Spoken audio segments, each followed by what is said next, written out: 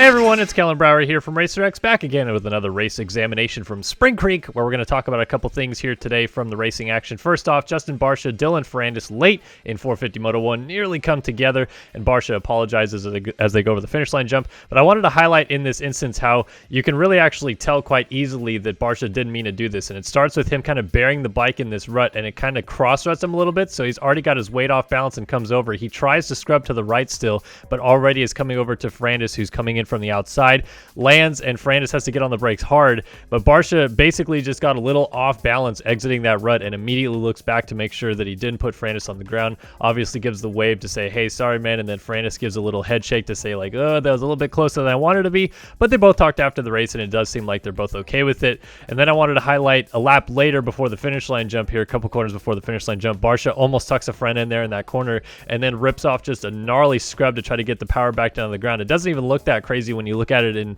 full speed, but then you slow it down and you see really Barcia was adamant to keep it low to the ground, drags a foot even, and I just love watching this stuff because Barcia, when he wants to win, it seems like he just basically throws caution to the wind and puts stuff together that not many other people can do, but he picks up the win in the first moto and obviously would go on to win the overall on the day. So let's talk about Jeremy Martin's ridiculous pass on Justin Cooper down Mount Martin late in 250 Moto number 1 to get the lead away and eventually win the moto. And this is all about commitment. Martin obviously knows these soils because it's his home track, so he just sends it in, still somehow lands into the corner and actually makes the rut. But I wanted to talk about this a little bit more just because it was absolutely insane. So they both launched pretty evenly, maybe Martin a little bit longer off of this one.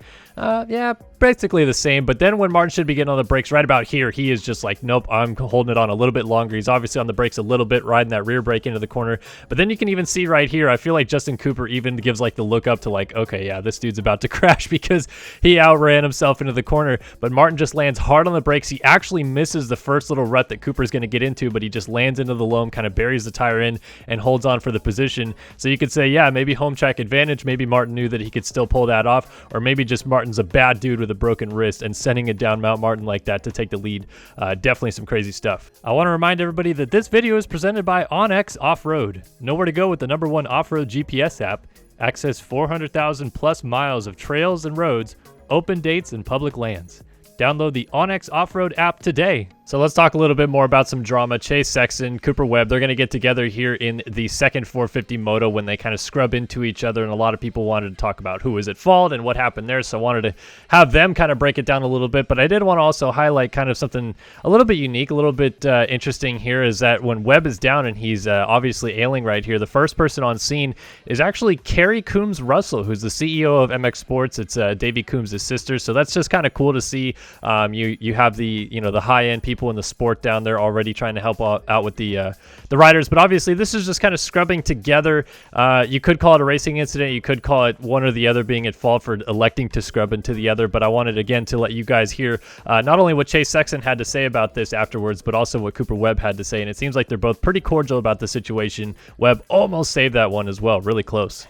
I kind of expected him to whip or scrub the right side. I don't know. I felt like he was pretty close to the side of the jump for him to scrub the other way. So I went and just kind of tried to get as low as possible because he was still close enough where he could have ran it into the next corner. So I didn't intend on getting that close. And I was watching the video. It looks like it's pretty much my fault from the full speed video. But if you do slow it down, you can see him kind of go right. Not saying it was his fault either, but I think it was more of a racing incident. And yeah, it was just a racing incident, and I meant no harm by it. So afterwards, Webb had this to say. He says, I was trying to get into third to hopefully set myself up for an overall podium, but I had an incident with another rider, and I ended up crashing pretty bad. It took me a while to get up, and I'm glad I'm okay. Just a little sore. So Webb able to remount, and he was actually able to finish the race in 23rd, so pretty good job for Cooper to do that. Continue on a little bit with some drama, and this is coming to the finish line at the end of the second lap in the second 250 Moto, and Pierce Brown and RJ Hampshire get together. Garrett Marchbanks goes down, Jet Lawrence hits Pierce Brown, Styles Robertson gets into him, and then coming in here late is Jarrett Fry. He goes down as well. Masterpool just misses the chaos, and a lot of people were like, what is going on? Why did so many people go down in this one spot? Well, first of all, this roller before it is just tall enough that it's basically blind for these riders coming out of the corner. The corner before it kind of dives down Brown in a little bit, so they're almost blinded by this jump. But it starts off, of course, with Brown, who may have already been going to the ground. He was a little bit sketchy through that rut, gets into Hampshire, then Hampshire collects these Alpine Stars banners, and then when he picks the bike up, you'll see in a moment he just takes the banners with him. But then Marchbanks hits the rear tire, slides out, then Lawrence coming over this blind crest sees Pierce Brown stand up right in front of him, has nowhere to go, and hits him. Robertson also runs over Brown, and then Lawrence and Mumford scatter on either side. But I wanted to actually pause it right here and explain why Jarrett Fry coming in after so much crashing has already happened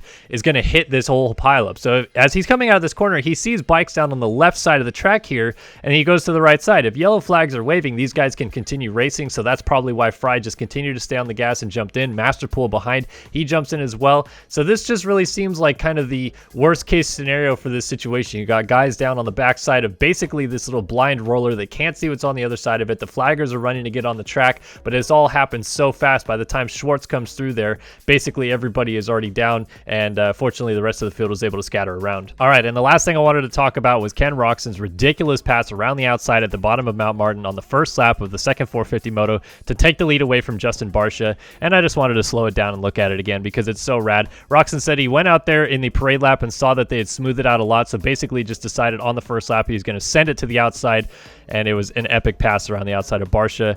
Got him into the race lead, helped him win the second moto, and it helped him on the day because he needed those points badly to make up after the first moto DNF, and now still sits within striking range of Ferrandis in the championship heading into Washougal this weekend.